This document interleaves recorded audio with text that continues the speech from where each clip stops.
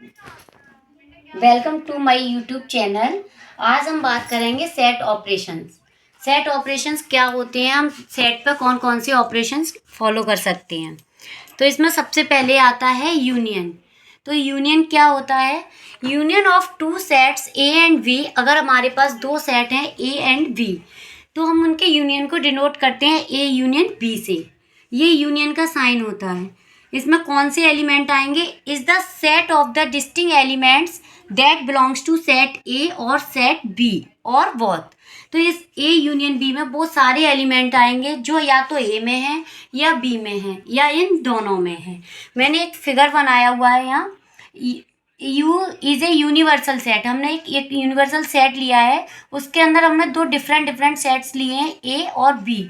तो मैंने जो रीजन को सेडेड किया हुआ है वो होगा ए यूनियन बी, क्योंकि ए यूनियन बी में ए के भी सभी एलिमेंट्स आते हैं और बी के भी सभी एलिमेंट्स आते हैं। For example, if A is equal to 2 3 4 and B is equal to 3 and 4। हमने दो सेट डिफाइन कर दिए ए एंड बी। तो ए यूनियन बी में कौन कौन से एलिमेंट आएंगे? 2 3 4, क्योंकि ये ए में भी वही है और बी में भी 3 और 4 है। तो इन दोनों को मिला के ये सेट बन जाएगा 2 3 4, जिसे हम बोलेंगे ए यूनियन बी। इसके बाद सेकंड आता है इंटरसेक्शन।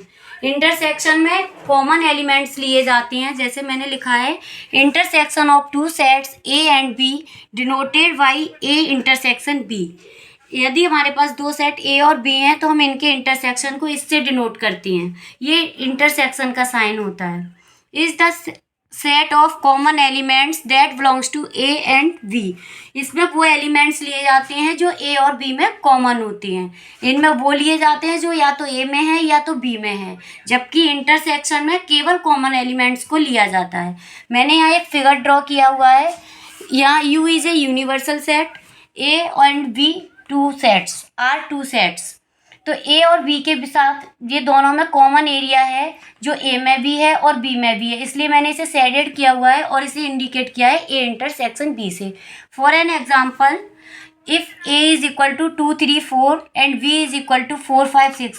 तो ए और सेट बी में कॉमन एलिमेंट केवल 4 है, तो ए इंटरसेक्शन बी में केवल 4 आएगा। इसके बाद थर्ड ऑपरेशन से हमारा कॉम्प्लीमेंट। इस सेट्स का कॉम्प्लीमेंट क्या होता है? तो ये लिखा हुआ है, the complements of set A. अगर हमने कैपिटल ए कोई सेट लिया हुआ है तो इसके कॉम्प्लीमेंट को हम डिनोट करते हैं ए डैश से, या हम इसे इससे भी डिनोट कर सकते हैं ए बार से। ये दोनों ही राइट हैं।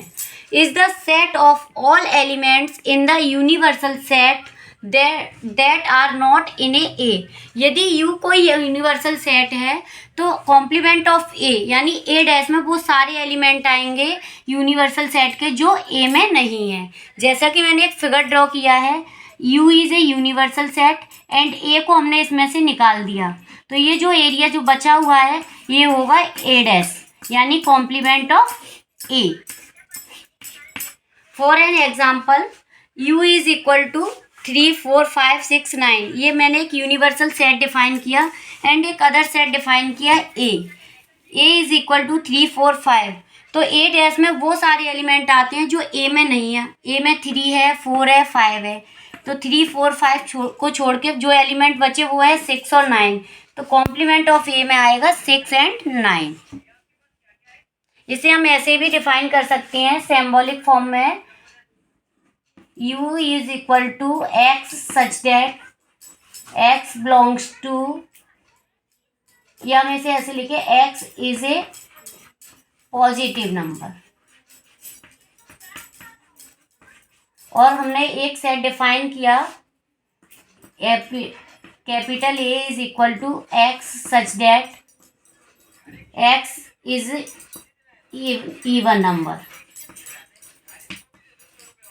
तब अगर हम इसका ए डैश निकालें यानी कॉम्प्लीमेंट ऑफ ए निकालें तो उसमें आएगा x such that x is odd number.